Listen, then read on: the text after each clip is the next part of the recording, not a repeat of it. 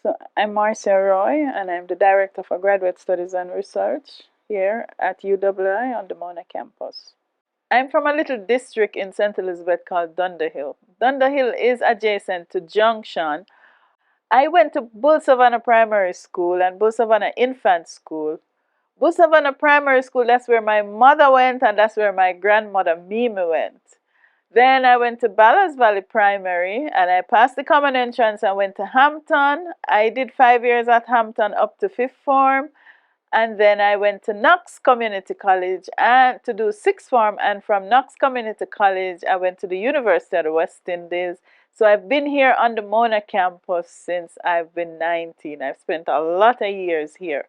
So I will tell you what my grandmother Mimi told me. Mimi said that she knew I was going to become a teacher because when I was a little girl, I used to walk along the driveway and teach the bush. So the bush was my class, and when the bush didn't answer, I used to beat the bush. So Mimi said she knew I was going to become a teacher from I was a little girl. Okay? When you're growing up, science is all around you. So we used to go in the bush and we used to pick the berries and we used to crush them on paper and watch them separate into colors, and that was fascinating. I remember my stepfather telling me that anything you see the birds eat, you can eat. So as children, we go in the bush, we go searching, we eat rodwood, we eat the plant, the berry from the lantana. That was our exploring. So maybe that was my first exposure to science. If you're doing well in high school, everybody thinks that you're going to become a doctor. But I never liked medicine. But I was good at science, and I love reading, and I love learning, and I love biology. I love chemistry. Wasn't so good at physics. Wasn't so good at math either. So I came to the University of the West Indies and I decided that I wanted to do biochemistry. In my final year of biochemistry, Professor McLaughlin, who was one of my biotechnology teacher, he came to me and he said he wanted me to try some research in the lab, not as part of my degree, but just come and try something in the lab. He had a little project that he wanted me to work on. And I agreed, and I remember I came into the biotechnology center where I work now, and I put on my little lab coat, and I went into the lab, and I knew from that moment, once I started my experiment, that I wanted to be a scientist. That was the aha moment for me.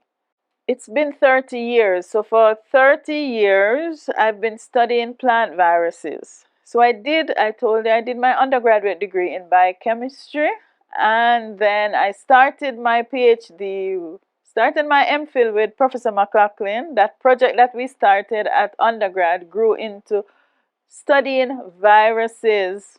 And the viruses that I was studying was very important to me. These were plant viruses infecting tomatoes and red peas, because even my neighbors in St. Elizabeth, where I grew up, when you went into their tomato field, all the plants just never look healthy at all.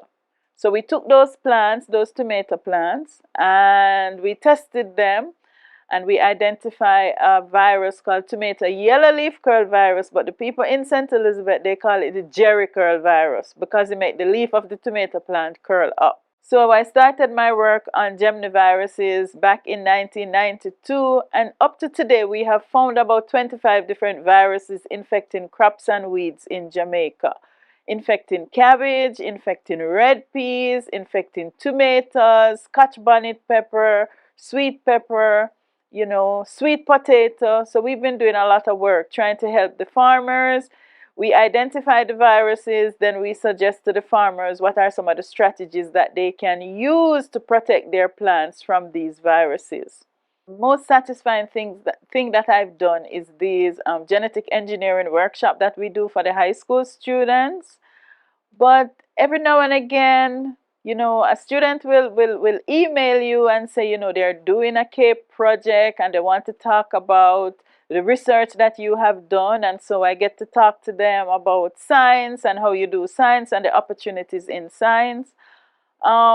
I also get, because I was the associate dean, I also get to interact with a lot of the young researchers in the faculty and on the university campus, and you share your story with them, and that also helped to influence them. And when I was in high school, I was not good at math. So I love to tell my first year students, my first year biology and molecular biology students, just because you're not good at math, that doesn't mean that you cannot become a professor. And I always get applause for that, because many of the students who are sitting in front of me, they are challenged by numbers. You put some numbers in your lectures and they become very anxious. So basically, you just share your story, you share your life with them, and you be honest about it, and you hope that somewhere along the line it might inspire a few other young ladies to become scientists.